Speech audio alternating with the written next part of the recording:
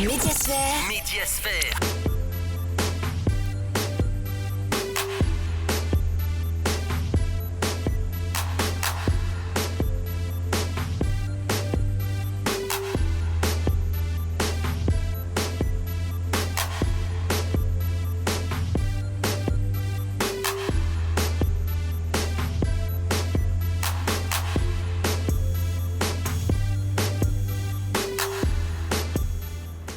Téléspectateurs, téléspectatrices, bonsoir et bienvenue dans votre émission Médiasphère. C'est toujours un immense plaisir de vous savoir nombreux. Et oui, pour vous qui êtes nouveaux dans cette émission, c'est une émission hebdomadaire au cours de laquelle nous partageons des informations spécifiques pour vous dans le domaine médiatique, mais aussi des infos que vous n'avez pas pu en tout cas observer ou voir ici. Nous partageons cela avec vous. Alors, installez-vous confortablement comme tous les jeudis dès qu'il est 20h passé de 30 minutes. Nous sommes là avec toute l'équipe d'Alpha Amadou Djoul de Diallo pour faire ensemble le tour de toute la sphère médiatique. Allez, c'est parti pour vos Médiasphères sur Espace TV. C'est maintenant. Bienvenue. Médiasphère.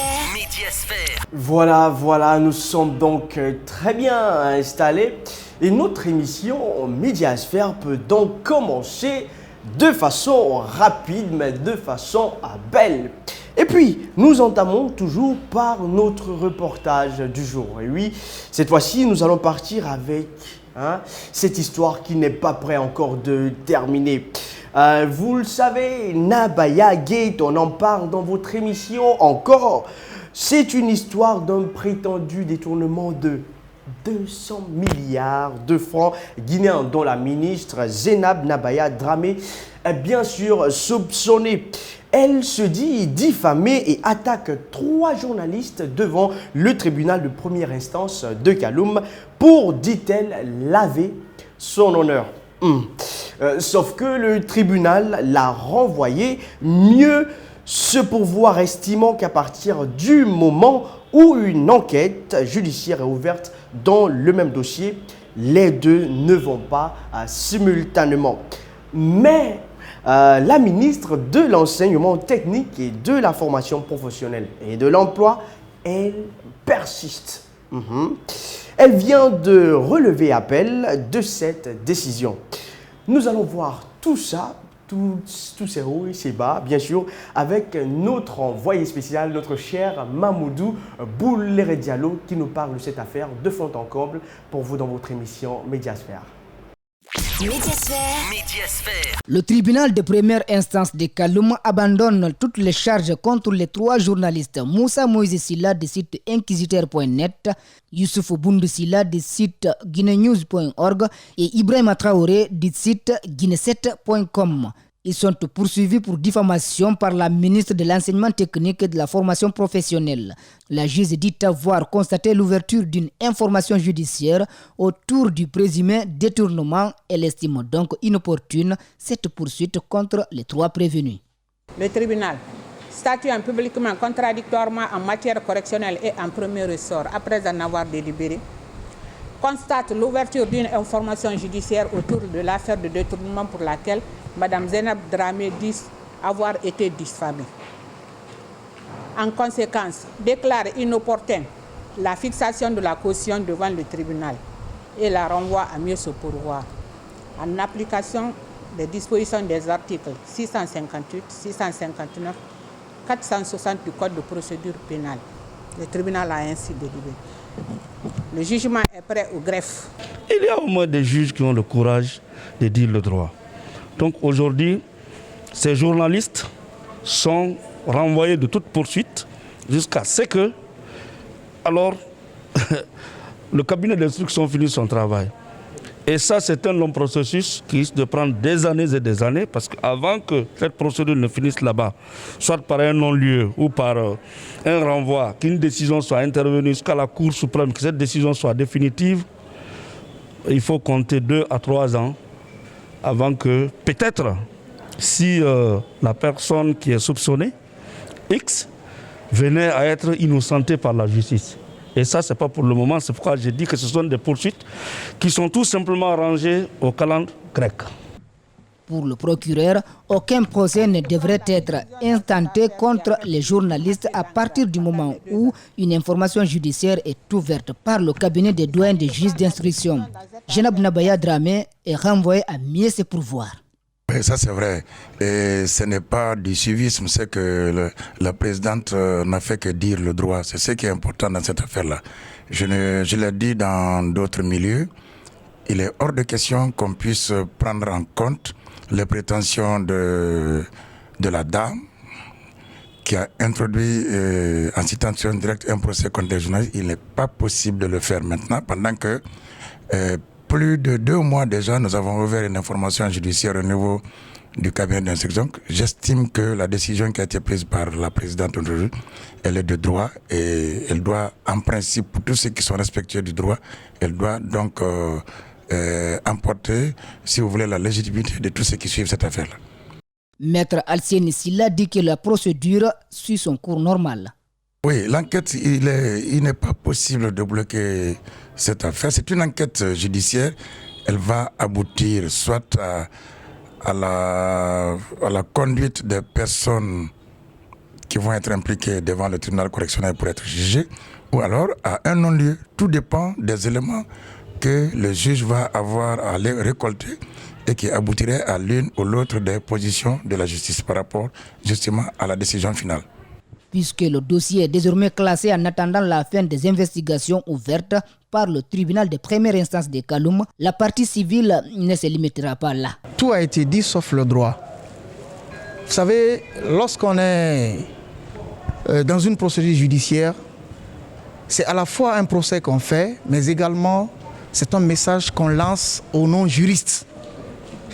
Alors, en matière de citation directe, conformément aux dispositions de l'article 460, la loi voudrait que la première audience soit consacrée exclusivement à la fixation de la consignation pour les frais qui peuvent être engendrés éventuellement par ce procès.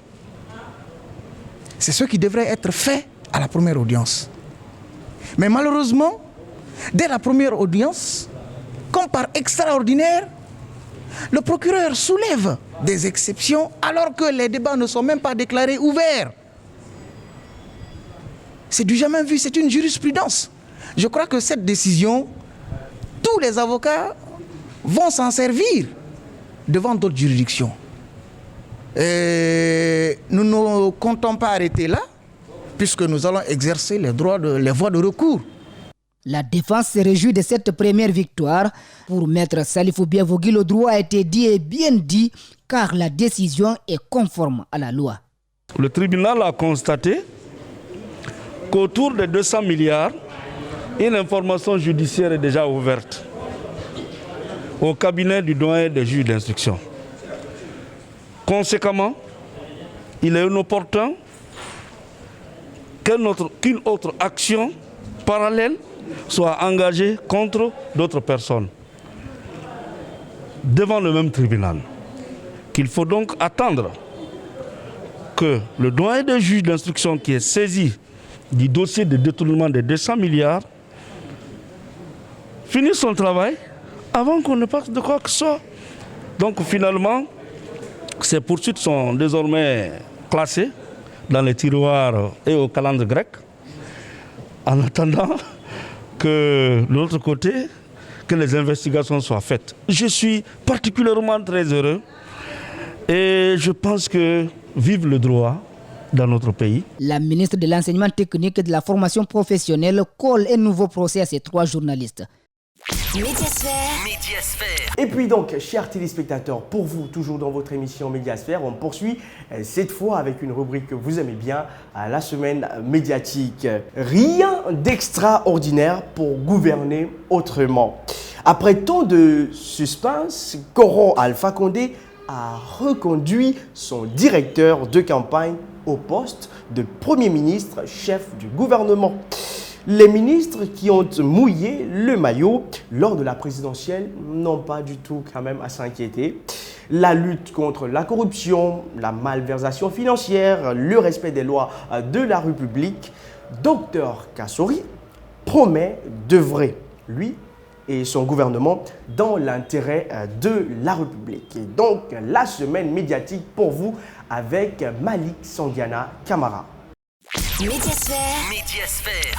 La reconduction de Moria Foti à la tête du gouvernement est le résultat d'un deal politique avec Kémon Alpha Condé. Oui, je l'affirme, et la durée maximale du contrat de leur collaboration pour cette fois-ci est de 2 ans. Après, basta. Les Guinéens doivent savoir que le président Alpha Condé s'est engagé à gouverner autrement. Et le contrat qui nous lie, au titre des décrets qu'il vient de signer, est un contrat de 2 ans pour que les plus pauvres profitent des avantages de la croissance, que ce programme réussisse très rapidement. Donc j'ai 2 ans. Après 2 ans, je planterai mes choux ailleurs. Ok, monsieur le Premier ministre, si j'ai bien compris le schéma, vous allez partir, vous préparer et revenir pour la prochaine présidentielle. Bon, vous n'êtes pas obligé de me répondre. Parlons d'abord des réformes que vous avez en vue. Ces réformes ont pour toile de fond l'économie des ressources pour que les déperditions que nous connaissons aujourd'hui, liées à la corruption ambiante, que ces déperditions puissent cesser, pour que la Guinée puisse trouver des moyens de sa politique. Comme son patron, Ibrahima Kassory Fofana ne cesse d'avertir sur la chasse aux sorciers. Il est conscient de la corruption ambiante qui gangrène l'administration. Par ailleurs, il explique que les réformes qu'il devra mettre en place viseront tout d'abord la lutte contre ce fléau. En termes de chiffres, nous parlons de 350 milliards qui seront mis à la disposition des communes de Conakry pour leur auto-développement. Ce n'est pas rien. Si vous regardez le reste du pays, c'est 400-500 milliards qui sont distribués aux communes et aux districts pour permettre leur développement. On ne change pas une équipe qui gagne, n'est-ce pas? Ah oui, Kassory est celui qui a calmé le jeu politique guinéen, faire échouer la lutte syndicale. Aboubakar Souma en sait quelque chose, faire échouer les acteurs de la société civile avec le mouvement 8000, c'est bon. Il a dynamiquement contribué à la réussite de la construction de la 4e République en adoptant une nouvelle constitution. L'ex-président de Guinée pour tous, inamovible à son poste de Premier ministre, les appréciations sont diverses. Pour les politiques, avant-hier, la reconduction de M. Kassory et en même temps un gouvernement pléthorique pour un petit pays comme la Guinée, 36 ministères plus le secrétariat des affaires religieuses, ça fait 37. Et aussi, ils ont oublié le secrétariat général du gouvernement. Donc ça va aller jusqu'à 38. Cela prouve à suffisance que gouverner autrement est égal à piller ouvertement. Pour des analystes, changer autrement, Kassory s'y prête mieux. Pourquoi? Quand vous regardez un peu la primature, 2 autres primatures avant Kassory, vous allez comprendre que la primature de Dr Kassory est bourrée de projets. Cet activiste de la société civile se rappelle de leurs revendications relatives à la baisse du carburant en 2018 auprès du Premier ministre chef du gouvernement. Une revendication qui a été foulée au sol par le gouvernement de Kassory Fofana. Toutefois, la PENAPIC croit à une franche collaboration entre le Premier ministre et les acteurs sociaux. La société civile, face à lui, ce n'est pas dans une violence ou dans l'invective, mais ça se fera autrement et de façon plus rigoureuse, plus stratégique, plus technique, comme le relève de notre domaine de compétences. Pendant que Kémon Alpha Condé cherche à meubler le gouvernement Kassory, Mamadou Sylla, chef de file de l'opposition avec 4 députés seulement à l'Assemblée nationale, est à pied d'œuvre pour constituer son cabinet. À chacun son gouvernement, non? Le cabinet des chefs de file n'est pas fermé, il est ouvert. Ça dépend parce que tu peux mettre d'autres personnes qui n'ont pas le temps de travailler ou bien vraiment qui ne voient pas les défis qui nous attendent. Mais tu trouveras d'autres, c'est pourquoi même on fait n'est-ce pas, on fait un peu de tout pour savoir qui sont engagés. Accompagné de plusieurs députés de l'Alliance patriotique, son porte-parole rassure de la volonté du cabinet à œuvrer pour le bien des Guinéens, surtout quand ils se rendent compte du soutien que leur accorde le parti PLP. Vouloir mettre à la disposition du chef de file le travail du parti PLP, la réflexion, le programme de gouvernance que vous avez, ça veut dire que nous sommes tous en train d'œuvrer pour le même idéal, c'est-à-dire la Guinée et les Guinéens. Pouvez-vous croire que dans certains quartiers de Conakry qu'il manque d'eau de robinet, ces populations tirent le diable par la queue pour au moins obtenir un bidon d'eau potable? L'équipe de monsieur le Premier ministre Kassory travaillait autrement. Médiasphère. Et puis on poursuit, chers téléspectateurs, avec cette rubrique que vous aimez aussi bien, C'est vu. Et là, nous partons vous faire découvrir différentes facettes de différentes émissions de Patrick Menet, un regard impertinent avec des images qui vous font danser, qui vous font rire, qui vous font pleurer, qui vous rappellent quand même certaines choses. Allez, c'est parti pour vous avec Vu dans Médiasphère. Médiasphère.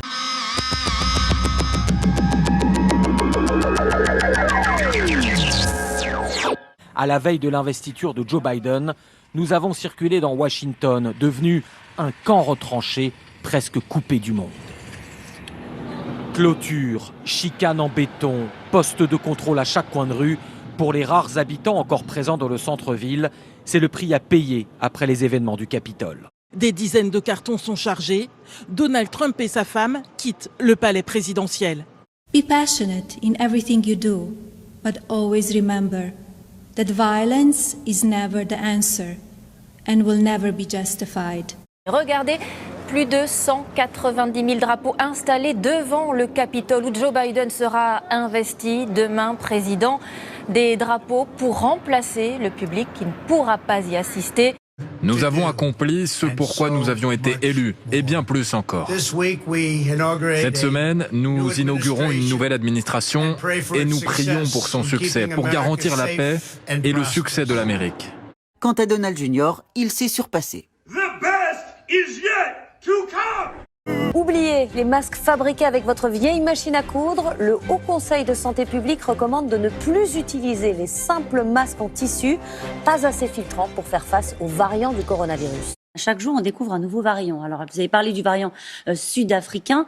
Si on peut s'arrêter un instant là-dessus, on nous dit que c'est un mélange du VIH et du Covid. Non, faut absolument pas dire des choses comme ça. Quand l'Europe s'inquiète de ne pas voir arriver assez vite ces doses de vaccins, l'Afrique, elle, n'en a presque pas. L'OMS met en garde les pays riches face à l'échec moral qui consisterait à s'accaparer les vaccins. Réserver les vaccins aux régions les plus productives, c'est ce que vient de suggérer la vice-présidente de la Lombardie, une région tenue par la droite et l'extrême droite. C'est l'INSEE qui le révèle, l'épidémie de Covid-19 en France a entraîné l'an dernier une baisse de l'espérance de vie de quasiment 5 mois pour les femmes et de 6 mois pour les hommes. On jette un coup d'œil comparatif à nos voisins européens. 897 942 personnes précisément en Espagne ont été vaccinées, 1,14 million en Allemagne, 1,18 million en Italie. La France reçoit les mêmes doses proportionnellement que les autres pays. Et nous sommes 25e sur 27, les derniers pour 100 habitants en nombre de vaccinations.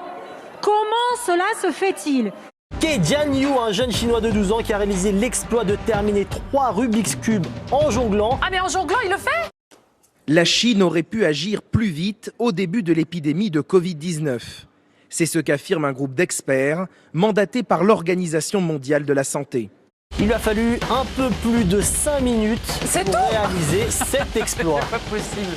Ah oui, donc là on va au-delà du championnat du monde. Là on va voir la fin, vous allez voir. Et hop là, c'est terminé. Les scientifiques le confirment et lancent un appel. Il faut se bourrer, bourrons-nous de vitamine D car elle aurait un effet protecteur contre les formes graves de Covid.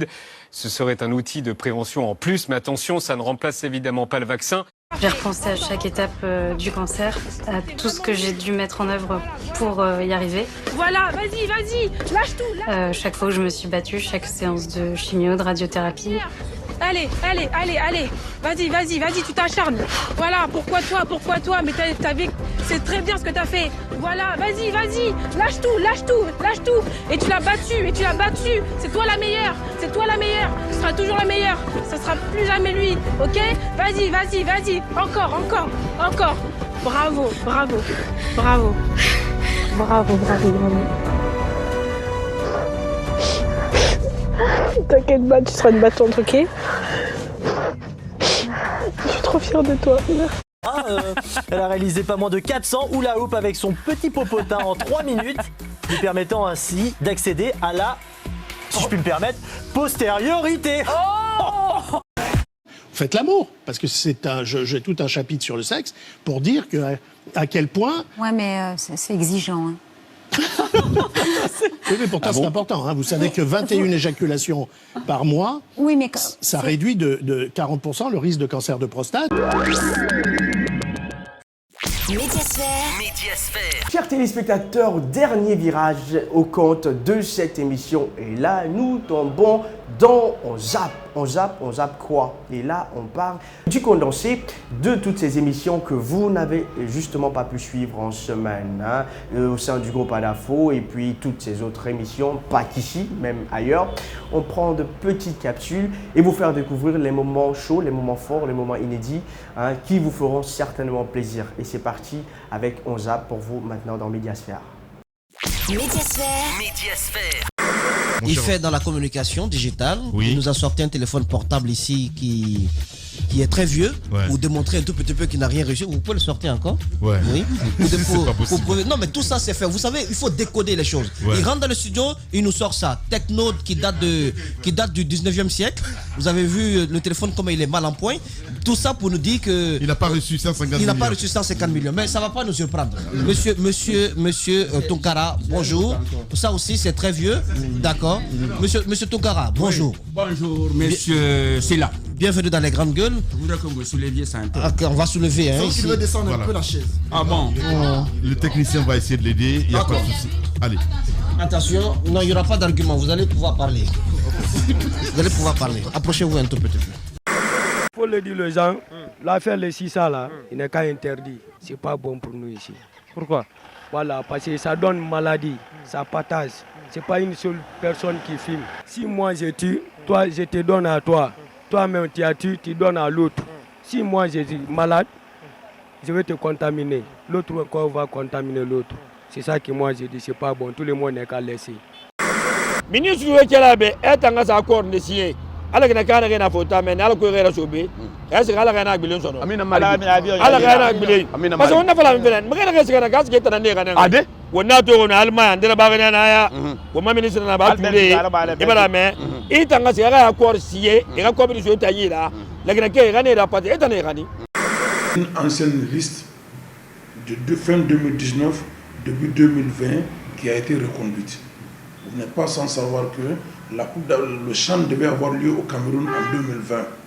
Mais à cause de cette pandémie, cette maladie, elle a été ramenée en 2021. La liste était déjà faite en 2019, fin début 2020, où il n'y avait pas de Guinéens. C'est cette liste-là qu'ils ont actualisée. De l'avis des observateurs du football, ce choix de la CAF sans aucun arbitre guinéen met en cause l'image de la corporation arbitrale. Reconnu coupable de plagiat, le groupe Facebook va devoir payer 3,83 millions d'euros à une entreprise italienne. La décision a été rendue par la Cour d'appel de Milan mardi dernier. Alors l'affaire remonte à 2012. À cette époque, le groupe italien Business Competence a lancé Farhound, une application qui permet de trouver des bars, restaurants et magasins à proximité en fonction de ces centres d'intérêt. Une fonction similaire a rapidement été intégrée à Facebook. Elle s'est appelée Nibi, qui signifie proximité. Alors la ressemblance a sauté aux yeux de Business Competence, qui a alors déposé plainte pour plagiat en 2013. L'affaire a été rendue publique en 2017. Lors du jugement en première instance en 2019, l'entreprise de Mark Zuckerberg a été condamnée à verser 350 000 euros à l'entreprise italienne lésée. Alors une somme qui a été plus que décuplée en appel. Médiasphère. Voilà, et c'est tout pour ce numéro au compte de Médiasphère pour cette semaine. Vous avez été nombreux à nous suivre et bien sûr, nous vous remercions. Surtout, on garde le rendez-vous pour la semaine prochaine pour faire ensemble le tour d'une autre sphère médiatique dans votre émission Médiasphère. Ils étaient là avec nous, nos grands cadreurs et techniciens, Ibrahima Souri, Saïd Souma, Yacouba Traoré, Djibril Kabak, et le tout réalisé par le grand Alpha Amadou Djoulde Diallo. Allez, prenez soin de vous, mais surtout ne zappez pas, restez sur Espace TV parce que nos programmes sont les meilleurs. Médiasphère.